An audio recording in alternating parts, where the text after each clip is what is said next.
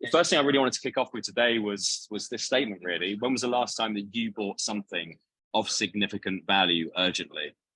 And this is really important for us all to understand, because organizations are also making the same decisions. You're talking to humans who are making decisions on which things they're going to bring into their organization to increase anything that they're trying to do, right? That might be efficiencies, it might be decreasing costs, it might be something completely innovative to change a way that business is currently doing business.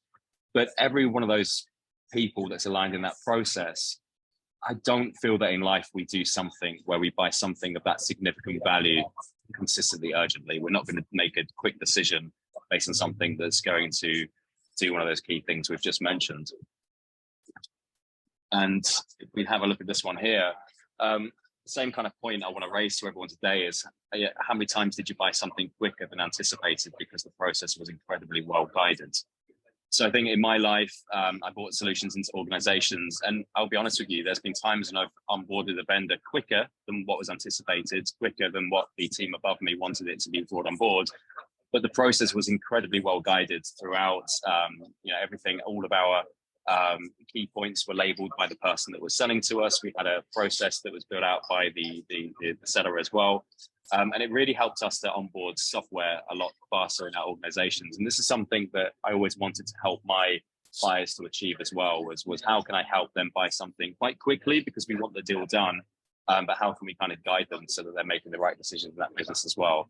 And I really like this infographic here because I think it makes complete sense, is that us as sellers really should be looking at this and thinking, what are we trying to achieve? Are we trying to help our buyers take a chance on something new, take a chance on a new piece of software, or are we wanting our buyers to make change within those organizations?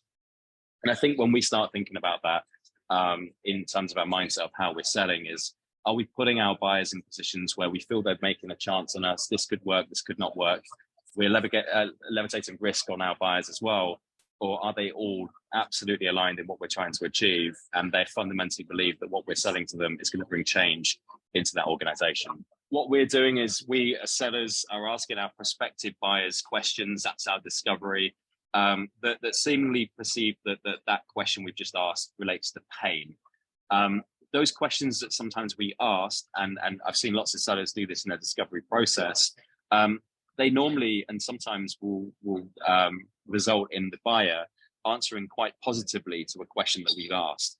And what happens normally in our minds is that releases a little bit of dopamine into our sales process and kind of lures us into that false sense of security.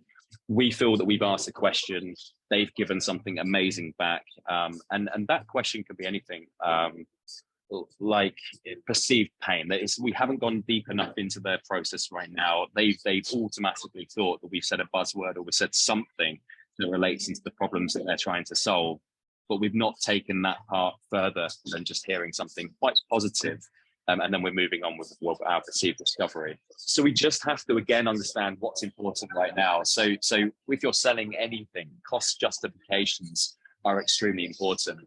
One of my sales reps this week, we walked through a couple of deals that were stumbling, that had stalled, and we had a really honest appraisal ourselves and said, like, hey, I don't think at Fetcher we've built out our cost justification deck right now. I don't think we've really coached each other to understand all the things we're looking to achieve. So we started building out that cost justification deck because we know that the CFO simply won't sign off unless we're proving that we can add value.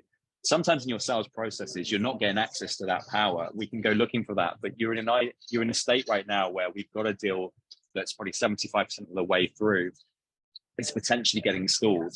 And we've got to go back and we've got to try to understand, so what's happened in that discovery process? What did we learn from their process?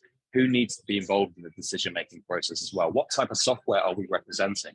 How much of this budget does this represent? Like, are we selling something that's essentially just sign off costs and off it goes? Are we selling something that's going to be 50, 60% of their overall budget in that area for the next financial year? And those sorts of decisions simply won't get done unless we've got cost justifications of why they need to buy this product from you now. So if you haven't got a deck that's centered around cost justifications, go build that with your leaders, go build that with your peers. And you've got to keep above the line in your justification questions as well. So there's an amazing book from Skip Miller. Anyone that knows me knows that I love Skip Miller, but he's got a book called Above and Below the Line. And it's incredibly important to read it for some amazing tactical tips. essentially when we're talking to people above the line, so when we get called into decision-making calls and we see a C-suite member on the call, it could be the CFO, the CEO, it could be the COO, we've got to speak their speak. Sometimes we'll go through a lengthy sales process with below the line folks, people that are going to hands on the product, maybe even one above the line person in that conversation. So it could be, we sell like talent acquisition software. So we'll speak to VPs of talent acquisition who we see as the person who controls lots of their budgets and will make critical decisions on bringing that software. So we'll typically answer their pain, right? And then we've got the below the line conversations with the people hands on with our product. They're all aligned with our software. And then we still don't get the deal done. And we're like, what's happened here? Sometimes a CFO will join a call and ask us to justify it. And we're just talking the things that we've learned from our discovery. We're talking things that a below the line buyer would want to know. Hey, our software does this, or it's got this functionality. You said this is really important to you. That CFO is looking at things saying, I'm not agreeing anything unless it's given a significant added value or it's saving the business at this critical moment. Everything else can get put on hold. We had access to that conversation. We had access to plan, but we didn't plan ahead of the call. We just turned up and thought we could justify from our discovery notes that we did 2 weeks ago, 3 weeks ago. So really understanding that we've got to keep above the line and understand what's important to them. Remind yourself, like the mentality thing as well. The downturn in the economy, it's not an excuse. It really isn't. It's an opportunity. It's one of the biggest opportunities. Many organizations come out of this in a fantastic shape. Many organizations that we think would suffer come out in amazing shape. And then you read back their business stories later on, and you realize that their entire team saw this as an amazing opportunity to flourish. They changed their entire sales process, their discovery calls. They looked at a different qualification theory, or something that helped them to ask better questions to their potential buyers. You've got to keep looking at the things that you're doing. Are you suffering right now in the economic downturn? Is there ways you can future-proof yourself so you're not feeling that? And talk to your leaders, talk to each other, because essentially you're in control here. And I think that I've seen sellers that come and go, and lots of people can blame things on external factors. One thing I learned for myself was, like, I'll never blame an external factor. If something goes wrong, it's my fault. Like, I'm in control of that. I had a decision to change course. I had a decision to prepare differently for this call. I had a decision to ask different questions on this call. I had a decision to go ask people in my company for help. But did I take that? So we really need to understand that this is an amazing opportunity for us all right now. The ones that get this are the ones that are going to thrive.